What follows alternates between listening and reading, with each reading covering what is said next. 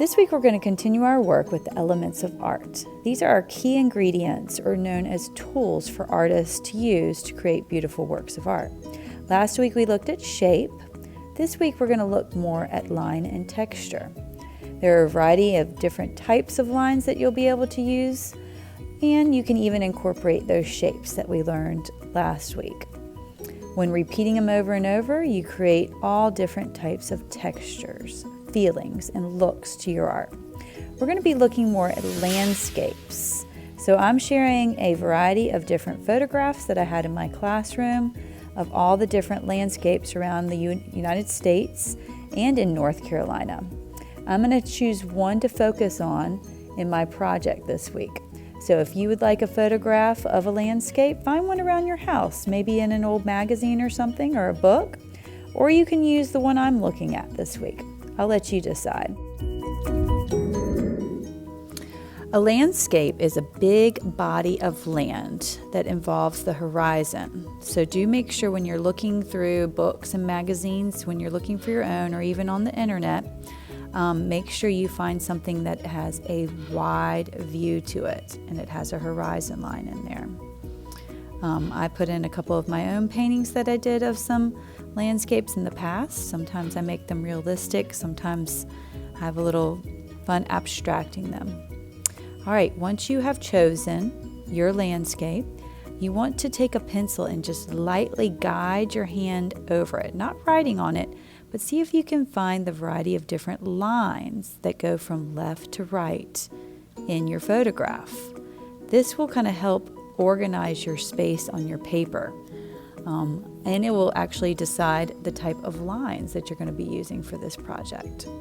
So sometimes you may be using some wavy lines, some zigzag lines, maybe some smooth lines, and that all depends on the picture you're looking at. But again, if you're looking at the one I'm doing, then you can just kind of follow along with me and try one out yourself. So I just take a little time with my pencil and draw it out. And then once I'm complete, I'll add a white oil pastel or white crown.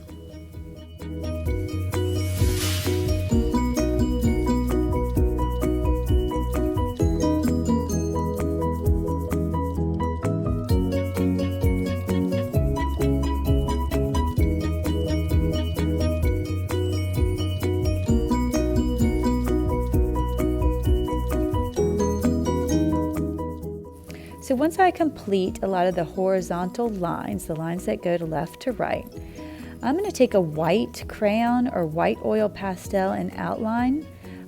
You could do something different like a black marker or a black crayon and mix it up. You could choose any color, but this way my lines are defined. I can see them throughout the entire project and they don't get lost. I'm using oil pastel or crayon because I know a little bit later I'm going to be adding water to my paper, and I don't want these lines to get messed up. The water will resist these lines since it's an oil-based or crayon-based, which is really great. So if I would have done that in a marker that was not a permanent marker, when I added water, it would actually get blurry and move around on the paper. So just make sure you're using either a permanent marker or oil pastel or crayon if you want to use water or paint on your paper too.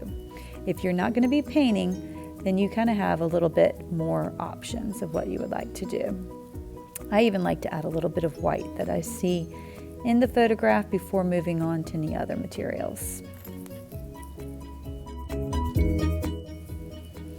I've chosen a couple other different colors that I thought would look good in my landscape. When I add my color, I try not just to color in back and forth. I try to use my lines where it looks like the texture or the feeling of the item I'm looking at. So for example, I am looking at a tree and it's got lots of little leaves. Well, it's very difficult to sit there and draw out every single leaf, so I do what's called a gesture. I make my marks on my paper to look more like a dotted line. Or even a more organic line, one that's a little bit more made up and not consistent like some of the lines that you see. And I have a little fun with it. I kind of carry that color all through my work wherever I see it in the photograph. So there's lots of oranges, yellows, and even greens in the land area. So that's where I'm going to start.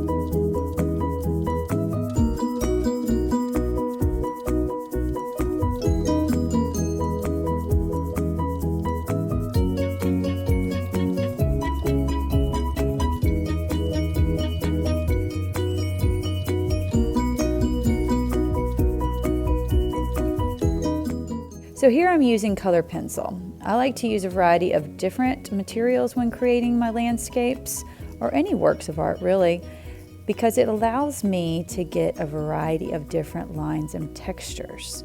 If you see with this pencil, I can be a little bit more precise. I can get thinner lines. I use these to draw my trunks of trees and to go on a little darker and heavier, a little cleaner edge, cleaner line with my greens. So have fun choosing your materials and maybe even mixing them up sometimes.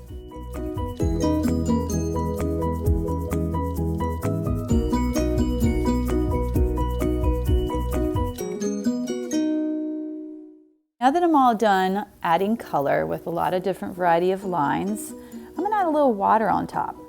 I'm only adding water over the areas that I did a washable marker. The water will actually resist the other areas, meaning it won't move it on the paper. It will actually kind of bubble off of it. So if you did maybe permanent marker, color pencil, or even if you did a crayon, oil pastel, it's going to bubble right off. It's not going to move around on the paper. You may start to see as I'm working through this project that anywhere that there is a washable marker and I put water on it, I'm pulling some of that ink over. This creates a very unique looking texture, different quality, and it also allows me to get lights and darks in my project. You do not have to do this portion of the project. If you'd like to leave the painting portion off, or the water portion, you can actually finish a very nice piece just using color pencil, using marker, or whatever material you have at home or in your classroom. So have a little fun with this. Get creative, meaning take risk. Try different combinations of colors and materials. That's how you get the most interesting, fun, and unique textures.